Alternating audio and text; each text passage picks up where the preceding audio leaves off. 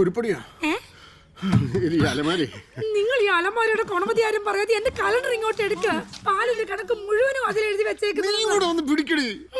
പിടിക്കും. ഈ സാധനമല്ലേ എന്റെ പട്ടി പിടിക്കും. ആ കലണ്ടർ ഇങ്ങോട്ട് എടുക്കും മനുഷ്യ.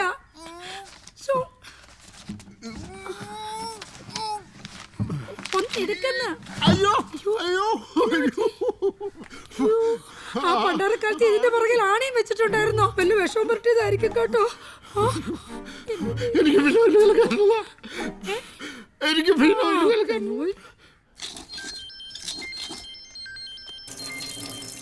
രാവിലെ തന്നെ അമ്മയാണല്ലോ. ഹലോ. ആ എടാ, നിന്റെ പെണ്ണിന്റെ വീട്ടിൽ നിന്ന് കൊണ്ടുവന്ന ആ അലമാരയുടെ എന്തോ കൊണ്ടിട്ടില്ലേ? അച്ഛന്റെ കൈ മുറിഞ്ഞു. കുടുകൂടാന്നാ ചോര പോകുന്നേ. ദേ ചോര നിൽക്കുന്നില്ല. അയ്യോ, എന്നിട്ട് ആശുപത്രി കൊണ്ടുപോയില്ലേ? ഓ, അതിന്റെ ആവശ്യമൊന്നുമില്ല. ഈ അലമാര കൊണ്ട് എന്നാക്ക് ബുദ്ധിമുട്ടാണെന്ന് അറിയാവോ? മനുഷ്യന് നിന്ന് തിരിയാൻ ഇവിടെ സ്ഥലമില്ല. ആ അലമാര എടുത്ത് ഞാൻ എന്ത് ചെയ്യാൻ അമ്മേ? കൊണ്ടുപോയി കളയാൻ പറ്റുമോ? ഓ, എന്നാ ഞങ്ങൾ എന്നാ ചെയ്യേണ്ടതെന്ന് നീ പറയുന്നേ. നിന്റെ അമ്മായിയച്ഛൻ മേടിച്ചു തന്ന മുഴുത്ത അലമാരയല്ലേ? നീ അത് ബാംഗ്ലൂർക്ക് കൊണ്ടുപോയിക്കോ.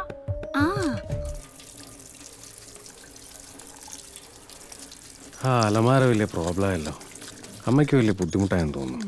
എനിക്ക് വലിയ അത്ഭുതമൊന്നുമില്ല. ആ വീട്ടിൽ എനിക്ക് എന്തെങ്കിലും ഒരു വില ഉണ്ടെങ്കിലല്ലേ എന്റെ അലമാരിക്ക് ഉണ്ടാവും.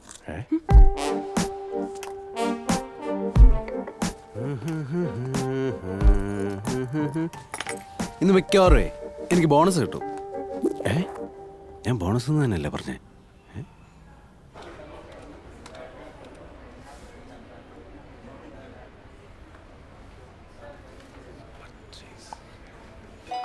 ഒരു മിനിറ്റ്. ഇത് ടാലി ആവുന്നില്ലല്ലോ.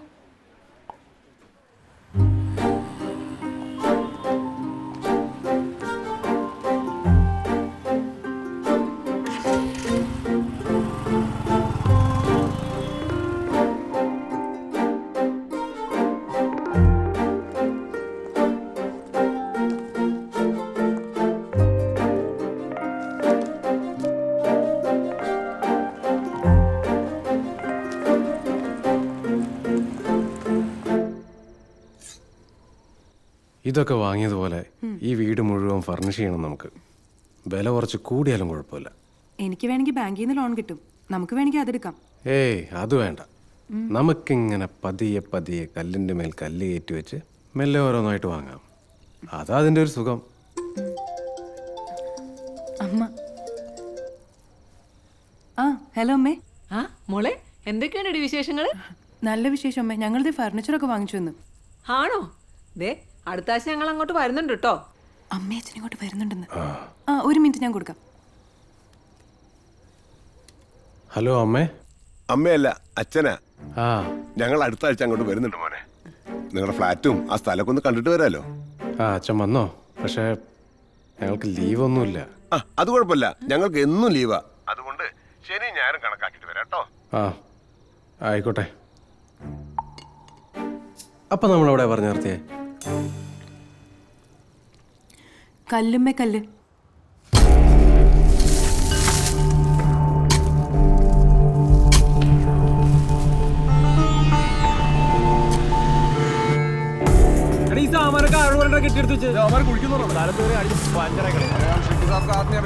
എന്ത് ചട്ടി? എന്താടാ? കണ്ടില്ലേ സ്ഥലം കയ്യേറിയിരിക്കണം. നിങ്ങളോട് പല പ്രാവശ്യം ചോദിച്ചാ സ്ഥലം കൊടുക്കുന്നുണ്ടോ? ചെട്ടി ഇപ്പൊ ഈ സ്ഥലം കയ്യേറി. ഞങ്ങളുടെ ബിൽഡിംഗ് പണിയാൻ പോവാ. നല്ല വില തരാൻ ഞങ്ങൾ ഇപ്പോഴും തയ്യാറാ. കൊടുക്കണോ? എന്ത് ന്യായോട്? ഞങ്ങളുടെ പറമ്പിക്കര ഉണ്ടാക്കിട്ട് വന്നിട്ട് ഞാനിപ്പോഴല്ലേ കാണുന്നത്. കൂട്ടുകാരനാ.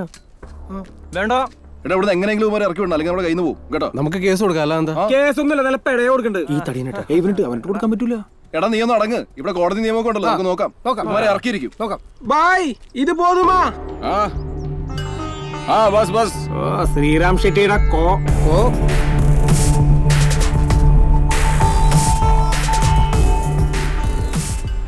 എന്റെ ഒരു കൊളീഗിന്റെ സ്ഥലം ഇതുപോലെ കയ്യേറിയതല്ലേ? അവൻ മേടിച്ച സ്ഥലത്ത് അവകാശം ഉണ്ടെന്ന് പറഞ്ഞ് അകന്ന ബന്ധത്തിൽപ്പെട്ടവർ രേഖകളൊക്കെ ആയിട്ട് വന്നു. പിന്നെ കേസും കൂട്ടുമൊക്കെ ആയി. കേസിൽ തോക്കുമെന്നായപ്പോൾ കയ്യേറിയവർ ഗുണ്ടകളെ ഇറക്കി. ഫൈനലി കിട്ടിയ കാശിന് സ്ഥലം അവർക്ക് തന്നെ കൊടുക്കേണ്ടി വന്നു. ആണോ? ബാംഗ്ലൂരിൽ പുതിയതായതുകൊണ്ടാണ് നിനക്കതൊന്നും അറിയാത്തത്. ആ സ്ഥലം കിട്ടുന്ന വിലക്ക് കൊടുക്കു ചേട്ടാ. മെറിൻ പറഞ്ഞ ഞാൻ പറഞ്ഞല്ലേ, എന്തിനാ വെറുതെ വേണ്ടാത്ത പുലിവാലൊക്കെ പിടിക്കുന്നത്? നിനക്കത് പറയാം. ഞങ്ങളിന്ന് വക്കീലിനെ കണ്ടു. പുള്ളി നാളെ കേസ് ഫയൽ ചെയ്യും. ഞങ്ങളെ കഷ്ടപ്പെട്ട് അധ്വാനിച്ച കാശ് കൊണ്ട് വാങ്ങിയ സ്ഥലമാ. അങ്ങനെ കളയാൻ പറ്റുമോ? ആ, അമ്മയും അച്ഛനും മറ്റന്നാ വരും. ആ, അത് ശരിയാണല്ലോ. അവരെവിടെ കിടത്തും? നമുക്കൊരു ബെഡ് ഇട്ടിട്ട് ഗസ്റ്റ് റൂമിൽ കിടത്താം. എന്നാലും ആ ഷെട്ടിയുടെ ഒരു അഹമ്മതി നോക്കണേ. അച്ഛനും അമ്മയും വരുമ്പോ എന്തെങ്കിലും മേടിക്കണ്ടേ? ഒരു തുണ്ട് ഭൂമി കഷ്ടപ്പെട്ട് മേടിക്കുന്നതിന് അത് പോകുമ്പോഴുള്ള വില അറിയൂ. ആ സ്ഥലത്തിന്റെ ഇപ്പോഴത്തെ വില എന്താണെന്ന് അറിയോ നിനക്ക്? എനിക്കറിയണ്ട. ആ, അതാ നിന്റെ കുഴപ്പം.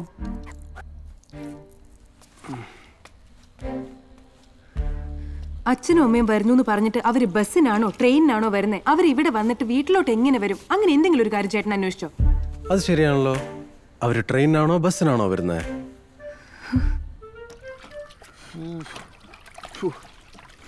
ഇത് ഉണങ്ങുന്നില്ലല്ലോ.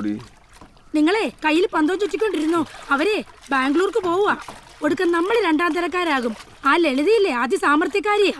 അയ്യോ, അവരൊന്ന് ബാംഗ്ലൂർ പോകുന്നതിന് നീ എന്തിനാണ് ഈ എഴുതാപ്പുറം വായിക്കുന്നത്? അല്ല, അവനെയും പറഞ്ഞിട്ട് കാര്യമില്ല. നിങ്ങളുടെ മോനല്ലേ. അവന് നട്ടല്ലെന്ന് പറഞ്ഞൊരു സാധനം ഉണ്ടോ? എടി, നീ എന്നെ ഇങ്ങനെ ചവിട്ടുന്നത് കണ്ടിട്ടില്ലേ അവൻ വളർന്നത്? പിന്നെ അവൻ എങ്ങനെയാണ് ഈ നട്ടലുണ്ടാവുന്നത്? ആഹാ, എന്നിട്ട് അലമാരയുടെ കൈ പോയപ്പം ഞാനല്ലേ ഉള്ളു ഇപ്പൊ ഓയിൽ കലക്കി തരാൻ. എടി, അത് നിന്റെ പാലിന്റെ കണക്കെഴുതിയ കലണ്ടർ എടുക്കാനല്ല ഞാൻ ഈ അലമാരയുടെ. അലമാരുണ്ടാക്കി ഒരു ഗതികേടും. എടി, അത് കലങ്ങിയില്ലടി. നിങ്ങളുടെ കൈക്കല്ലേ കുഴപ്പമുള്ളൂ. നിങ്ങൾ ഇങ്ങോട്ട് ഇറങ്ങിയിരുന്ന് കാലിട്ട് കലക്ക്. ഒരു അലമാരും എന്തൊരു കഷ്ടമാന്ന് പറ. നീ എന്തോന്നാണ് ഈ തേച്ചോണ്ടിരിക്കുന്നത്? മര്യാദയ്ക്ക് ഇരുന്ന് പഠിച്ചേ. ഇവിടെ ഒരു ബിക്കാനീർ. എന്താടി നിന്റെ ബക്കാടീർ? ആ, കണ്ടില്ലേ പഠിച്ചോണ്ടിരിക്കുന്നത്? ആ, പഠിച്ചോണം. അല്ലെങ്കിൽ കണ്ട വീട്ടിൽ പോയി ഇങ്ങനെ കാടിയും കലക്കി ഇരിക്കേണ്ടി വരും. എന്റെ ഗതികേട് വരും നിനക്ക്. നമുക്കൊരു യൂബർ വിളിച്ച് വന്നാ പോരായിരുന്നോ ചേട്ടാ? യൂബർ നമ്മൾ ട്രൈ ചെയ്തിട്ട് കിട്ടാത്തോണ്ടല്ലേ.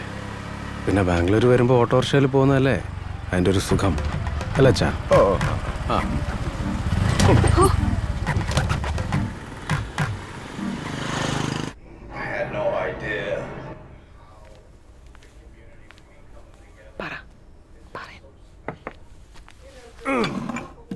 റെയിൽവേ സ്റ്റേഷൻ ഒരുപാട് ദൂരല്ലേ ഇങ്ങോട്ട്? അതെ, പക്ഷെ സ്വാധിക്കതാ സൗകര്യം. പിന്നെ ഓഫീസേ അടുത്താ.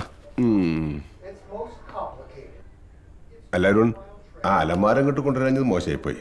നിങ്ങളുടെ ഉപയോഗത്തിനല്ലേ നമ്മളതൊക്കെ വാങ്ങിച്ചു തരുന്നത്. ഞങ്ങൾ വാങ്ങിച്ചു തന്ന അലമാര നാട്ടിലിട്ടിട്ട് പോകുന്നത് ഒട്ടും ശരിയായില്ല. അത് പിന്നെ അച്ഛാ, അത് ഒരു ലോറിയിലൊക്കെ കയറ്റിയും കൊണ്ടുവരണ്ടേ. പോരാത്തതിന് അതിന് ഭയങ്കര ഭാരവും വലിപ്പവും. അതുകൊണ്ടാ. നോക്കി, എന്ത് വലിയ മിസൈലാ ആ ലോറിയിൽ കെട്ടി വലിച്ചോണ്ട് പോകുന്നത്. അത്രയൊന്നും വരില്ലല്ലോ ഒരലമാര.